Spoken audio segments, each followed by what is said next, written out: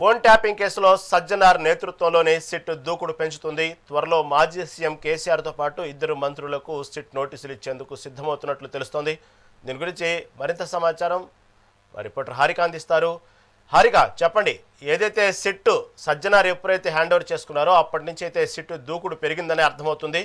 త్వరలో మాజీ సీఎం కేసీఆర్తో పాటు ఇద్దరు మంత్రులకు కూడా సిట్ నోటీసులు ఇచ్చేందుకు సిద్ధమవుతున్నట్టు వార్తలు వస్తూ ఉన్నాయి. దీని గురించి తాజా అప్డేట్ ఏంటి?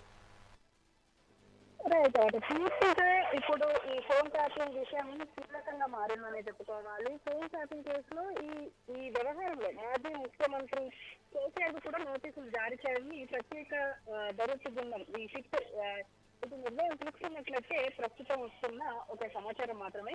అయితే కేసీఆర్ తో పాటు మాజీ మంత్రి హరీష్ రావు కూడా నోటీసులు ఇవ్వడానికి అధికారులు సిద్ధమవుతున్నట్లు తెలుస్తోంది. ఫోన్ ట్యాపింగ్ ఎవరి కోసం జరిగింది, ఎవరి ఆదేశాల మేరకు జరిగింది అనే అంశాల మీద సిట్ ప్రధానంగా దృష్టి పెట్టినట్లయితే తెలుస్తోంది. అయితే ముఖ్యంగా ఈ కేసులో కీలక నిందితుడిగా ఉన్న ఏదైతే ప్రభాకర్ రావు ఉన్నారో తన వాగ్దానంలో పదే మాజీ డీజీపీ మహేందర్ రెడ్డి అలాగే అనిల్ కుమార్ పేర్లు కూడా ప్రస్తావిస్తున్నారు అని చెప్పేసి అంటున్నారు. ఇప్పటికే మాజీ డీజీపీ మహేందర్ రెడ్డి ఈ స్టేట్మెంట్ కూడా రికార్డ్ చేసినట్టు తెలుస్తుంది.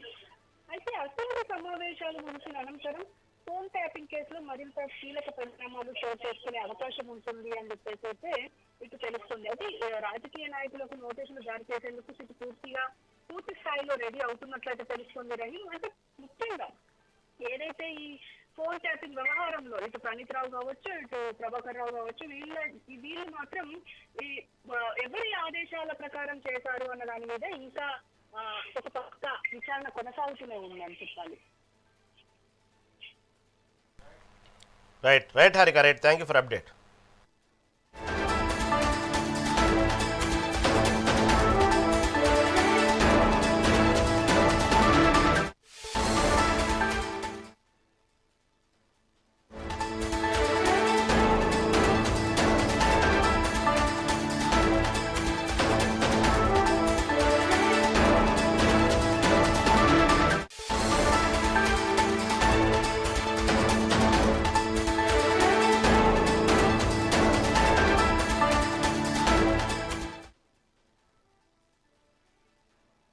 ట్యాపింగ్ కేసులో సజ్జనార్ నేతృత్వంలోనే సిట్ దూకుడు పెంచుతుంది. త్వరలో మాజీ సీఎం కేసీఆర్తో పాటు ఇద్దరు మాజీ మంత్రులకు సిట్ నోటీసులు ఇచ్చేందుకు సిద్ధమవుతున్నట్లు తెలుస్తుంది.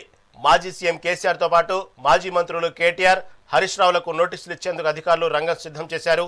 అసెంబ్లీ సమావేశాల తర్వాత నోటీసులు ఇచ్చే అవకాశం కనిపిస్తోంది. అప్పటి ప్రభుత్వ పెద్దలైన కేసీఆర్, హరీష్ రావు, కేటీఆర్ల కోసం ట్యాంపింగ్ చేసినట్లు ప్రభాకర్ రావు విచారణలో చెప్పారు. ఓ ఛానల్ ఎండీతో కలిసి హరీష్ రావు ట్యాపింగ్ చేయించినట్లు గుర్తించారు. కొంతమంది కోసం కేటీఆర్ ట్యాంపింగ్ చేయించినట్లు తెలుస్తోంది.